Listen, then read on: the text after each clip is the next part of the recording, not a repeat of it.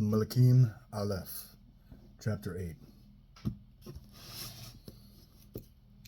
Then Shlomo assembled all the leaders of Israel, all the heads of the tribes and the chiefs of the paternal clans of the people of Israel, to King Shlomo in Yerushalayim, to bring the ark for the covenant of Adonai out of the city of David, also known as Zion. All the men of Israel assembled before King Shlomo at the festival in the month of Etanim, the 7th month. All the leaders of Israel came. The Kohanim took the ark and brought up the ark of Adonai, the tent of meeting and all the holy utensils that were in the tent. These are what the Kohanim and Leviim brought up. King Shlomo and the whole community of Israel assembled in his presence were with him in front of the ark, sacrificing sheep and oxen in numbers beyond counting or recording. The Kohanim brought the ark for the covenant of Adonai into its place inside the sanctuary of the house, to the especially holy place, under the wings of the cheruvim. For the cheruvim spread out their wings over the place for the ark, covering the ark and its poles from above. The poles were so long that their ends could be seen from the holy place in front of the sanctuary, but they could not be seen from outside. They are there to this day. There was nothing in the ark except the 2 tablets of stone which Moshe put there at Horeb, when Adonai made the covenant with the people of Israel at the time of their leaving the land of Egypt. When the Kohanim came out of the holy place, the cloud filled the house of Adonai, so that because of the cloud the Kohanim could not stand up to perform their service, for the glory of Adonai filled the house of Adonai. Shlomo said, Adonai said he would live in thick darkness, but I have built you a magnificent house, a place where you can live forever. Then the king turned around and blessed the whole community of Israel. The whole community of Israel stood, as he said, Blessed be Adonai, the God of Israel, who spoke to my father David with his mouth and fulfilled his promise with his hand. He said, Since the day I brought my people Israel out of Egypt, I chose no city from any of the tribes of Israel in which to build a house, so that my name might be there. But I did choose David to be over my people Israel. Now it was in the heart of David my father to build a house for the name of Adonai, the God of Israel.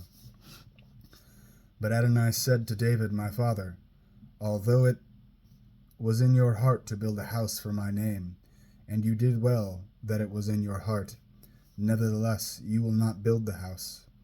Rather you will father a son, and it will be he who will build the house for my name.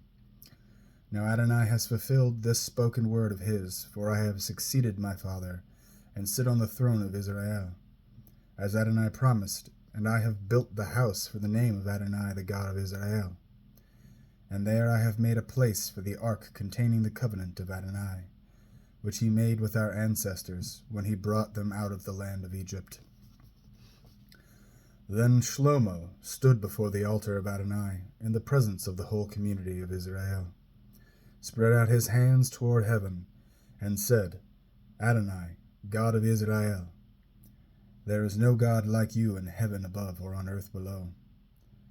You keep covenant with your servants, and show them grace, provided they live in your presence with all their heart.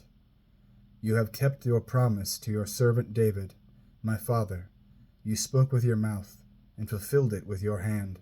So it is today. Now therefore, Adonai, God of Israel, keep what you promised to your servant David, my father, when you said, You will never lack a man in my presence to sit on the throne of Israel, if only your children are careful about what they do, so that they live in my presence, just as you have lived in my presence. Now, therefore, God of Israel, please let your word, which you spoke to your servant David, my father, be confirmed. But can God actually live on the earth? Why, heaven itself, even the heaven of heavens, cannot contain you. So how much less this house I have built?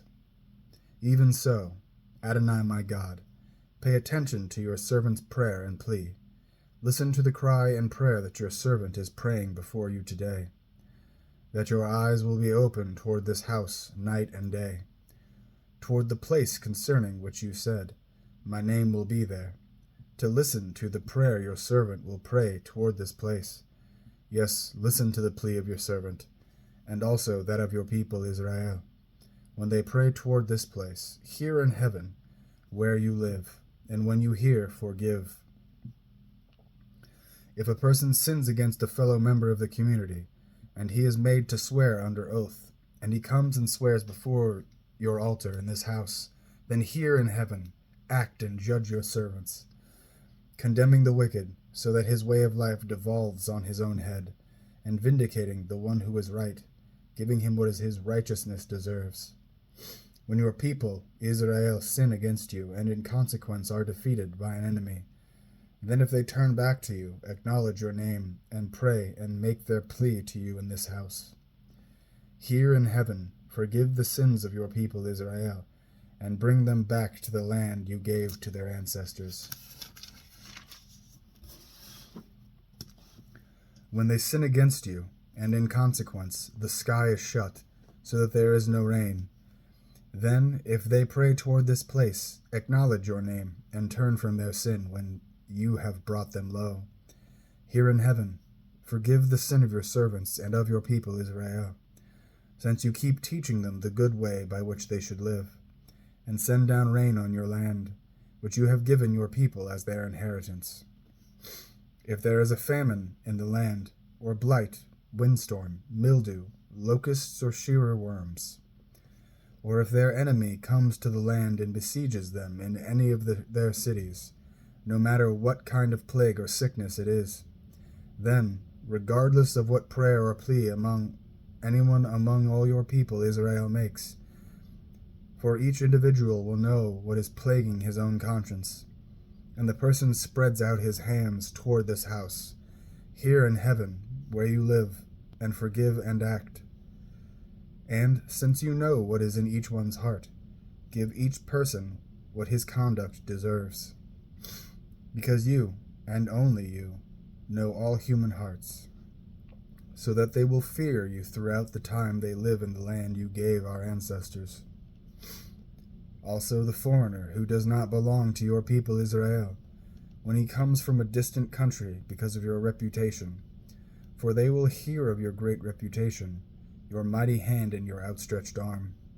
When he comes and prays toward this house, then hear in heaven where you live, and act in accordance with everything about which the foreigner is calling to you, so that all the peoples of the earth will know your name and fear you, as does your people Israel, and so that they will know that this house which I have built bears your name. If your people go out to fight against their enemy, no matter by which way you send them, and they pray to Adonai toward the city you chose, toward the house I built for your name, then, in heaven, hear their prayer and plea, and uphold their cause. If they sin against you, for there is no one who doesn't sin, and you are angry with them, and hand them over to the enemy, so that they carry them off captive to the land of their enemy, whether far away or nearby, then, if they come to their senses in the land where they have been carried away captive, turn back and make their plea to you in the land of those who carried them off captive, saying, We sinned, we acted wrongly, we behaved wickedly.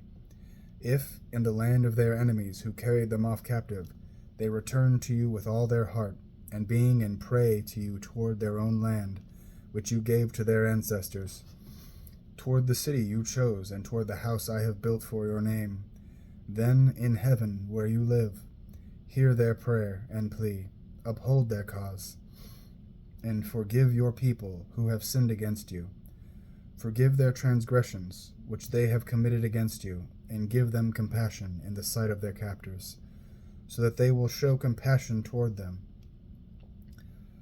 For they are your people, your inheritance, whom you will show compassion toward them.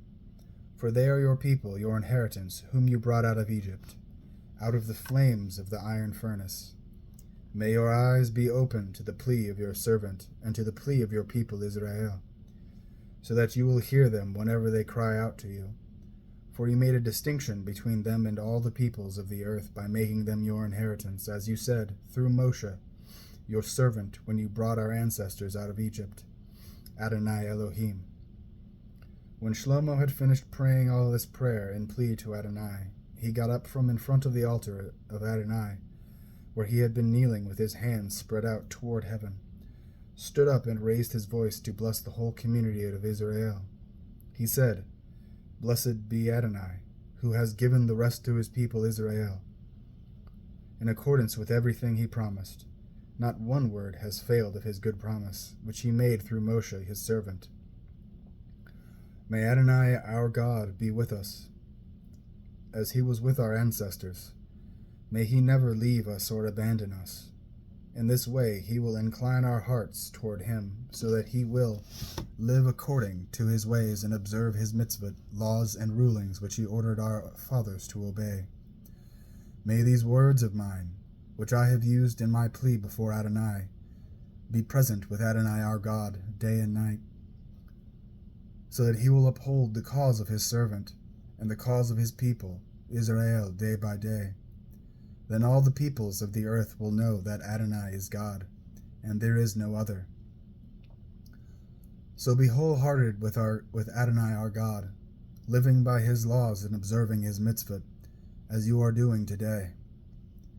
Then the king, together with all Israel, offered sacrifices before Adonai. For the sacrifice of peace offerings which Shlomo offered to Adonai, he offered 22,000 oxen and 120,000 sheep. Thus the king and all the people of Israel dedicated the house of Adonai.